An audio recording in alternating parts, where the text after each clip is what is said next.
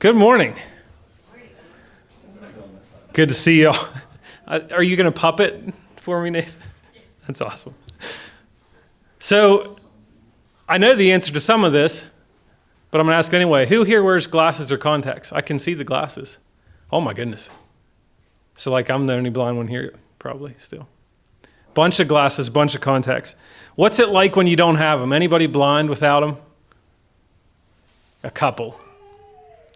For being a really good photographer, my wife Katie has really, really bad eyes. Without her glasses or contacts, she's pretty much blind.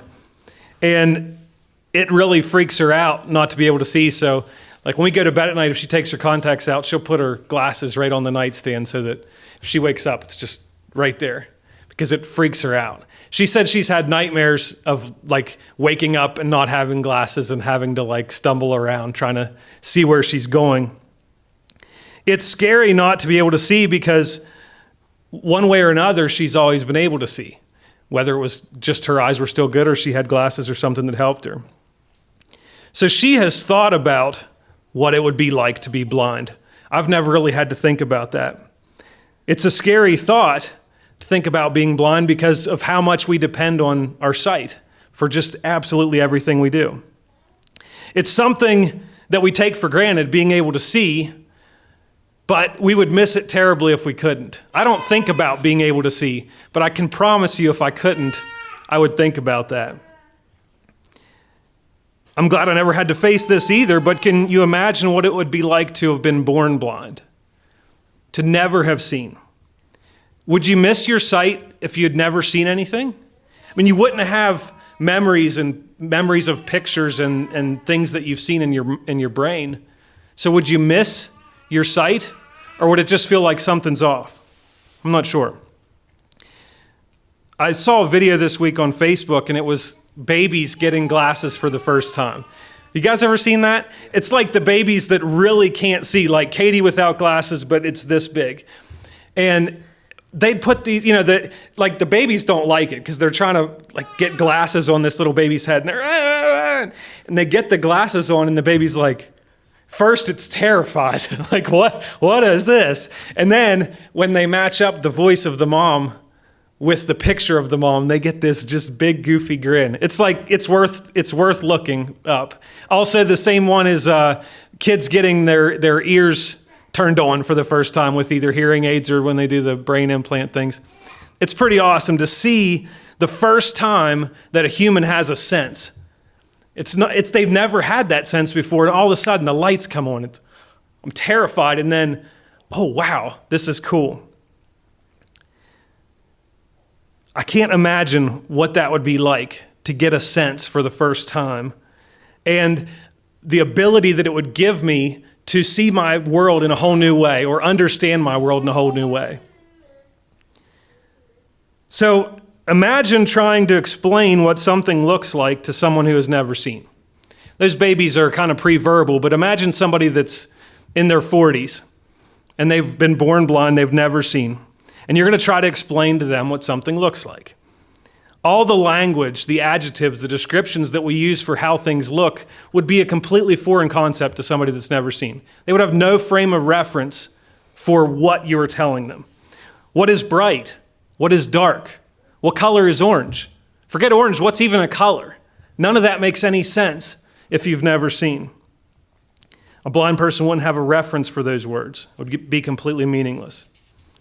So for those of us who do see with our two eyes, we do so because light bounces off of things.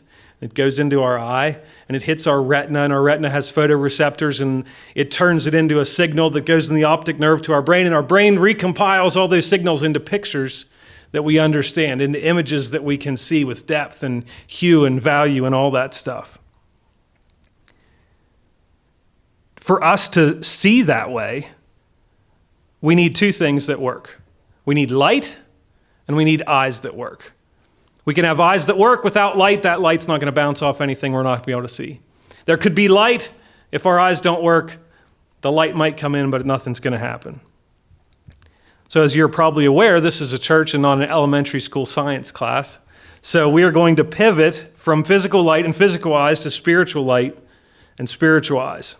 First, let's talk about light. John 8:12, Jesus said, or it says, when Jesus spoke again to the people, he said, I am the light of the world. Whoever follows me will never walk in darkness, but will have the light of life. So Jesus establishes himself here as light, as the spiritual sun. In other words, Jesus says, I am light. If you are near me, you can see because I will illuminate things. I am light. If you're near me, you won't be in the dark. So the implication here is clear. If Jesus is light, the absence of him is darkness. So we've got to have light to see. Jesus deals with the second part of the equation too, our eyes. In Luke 4:18-20, Jesus is actually reading a scroll, and the scroll is from Isaiah.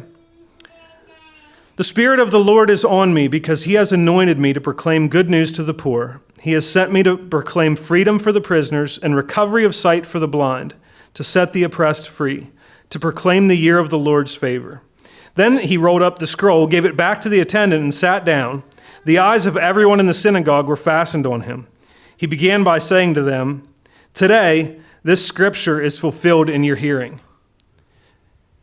Isaiah had a whole bunch of prophecies concerning the promised Messiah, concerning who Jesus would be. And in this moment, Jesus read a prophecy about himself to the people that were standing there listening and says, hey, that's me. That thing Isaiah was talking about, that's fulfilled. That's me. I am the one he was pointing to. So we know that Jesus did heal the physical sight of many while he was on earth. But even then, even when he was healing physical sight, he used those physical healings as a sign that pointed to a deeper spiritual blindness or a deeper spiritual healing. In John chapter 9, Jesus heals a man who was born blind. That's the story where Jesus mixed up the mud, put it on the guy's eyes. We'll pick it up in verse 7. After he puts the mud on, Jesus says, go, wash in the pool of Siloam. This word means sent. So the man went and washed and came home seeing. So you can imagine that caused quite a stir. In verse 8, his neighbors and those who had formerly seen him begging asked, isn't this the same man who used to sit and beg? Some claimed that he was. Others said, no, he only looks like him. But he himself insisted, I am the man. How then were your eyes opened, they asked. He replied, the man they called Jesus made some mud and put it on my eyes. He told me to go to Siloam and wash.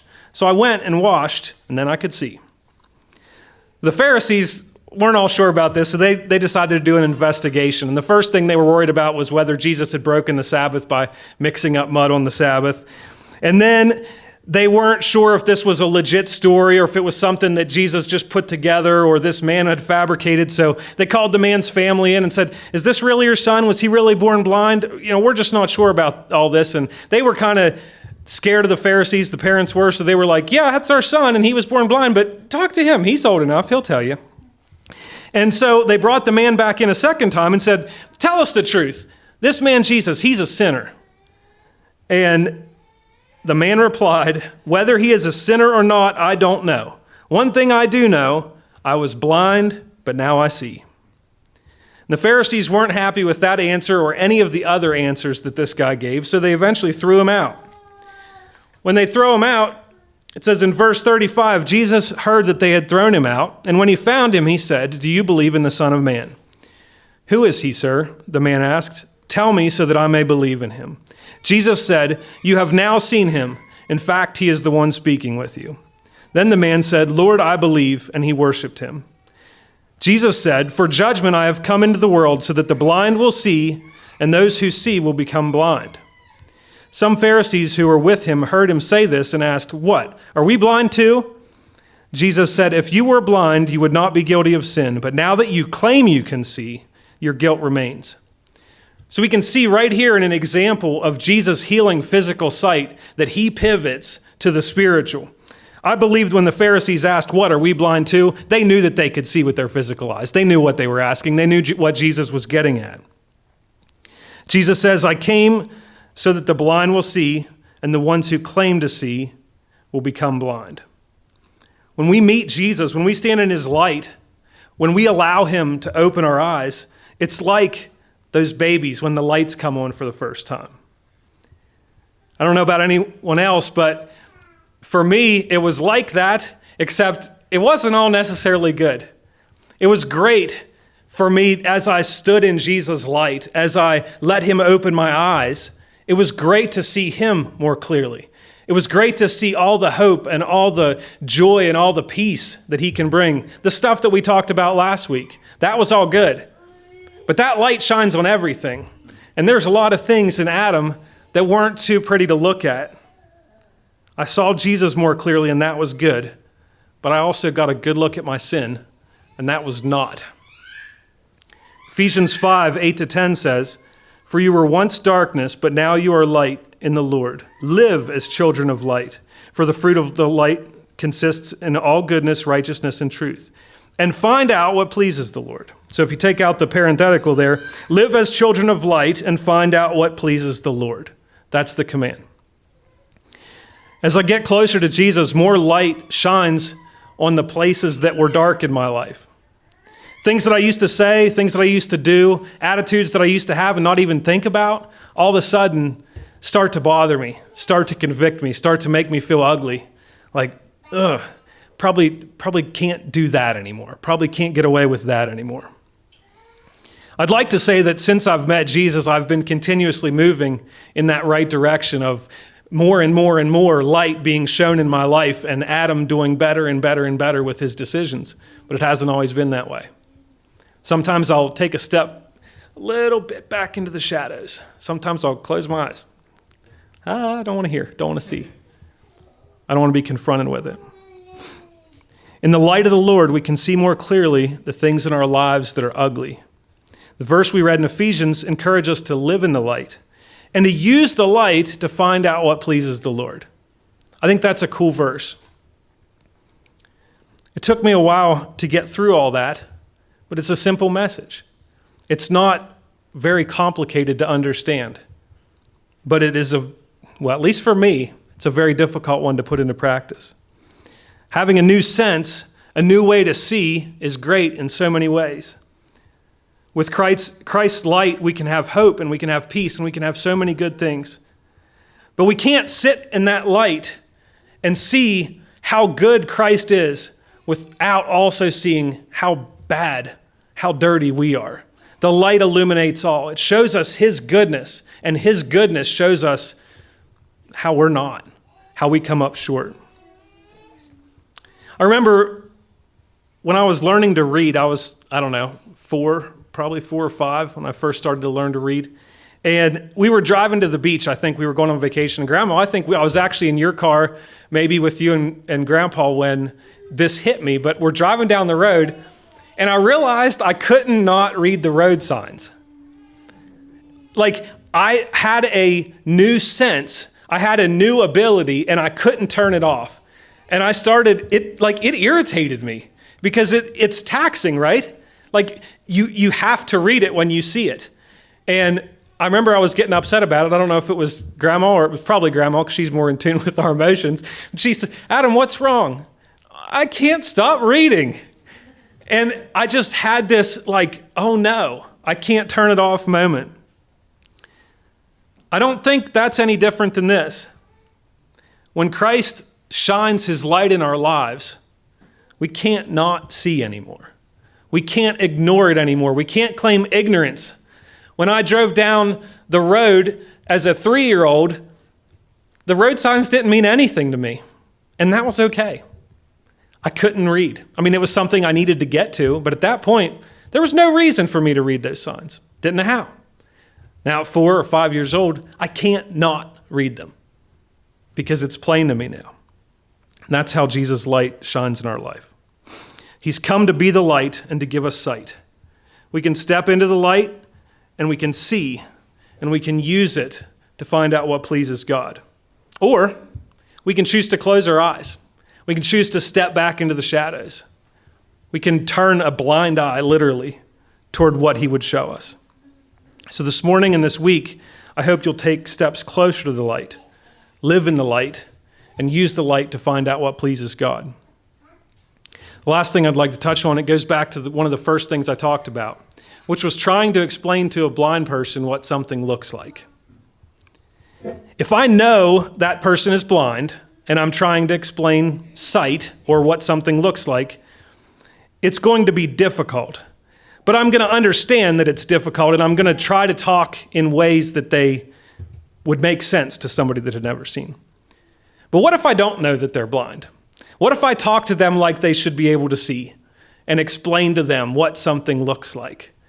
It's going to be a very frustrating conversation for me and for them. We are not going to be speaking each other's language. We've already established that Christ is light and that without light you can't see. So I think it stands to reason that some of the difficulty that we have as Christians explaining what life should look like to those that don't have Christ, to the world that doesn't know him, the difficulty isn't that we're explaining it wrong. The difficulty is that they're blind. And we're talking to them potentially like they're not. And the words are going right past each other. In other words, we want to point out sins while the person we're talking to can't see that those sins are an issue. It seems like a real catch-22, but luckily for us, Jesus shines some light on this one too. Matthew 5:14-16. You are the light of the world. A town built on a hill cannot be hidden. Neither do people light a lamp and put it under a bowl. Instead, they put it on its stand, and it gives light to everyone in the house. In the same way, let your light shine before others, that they may see your good deeds and glorify your Father in heaven.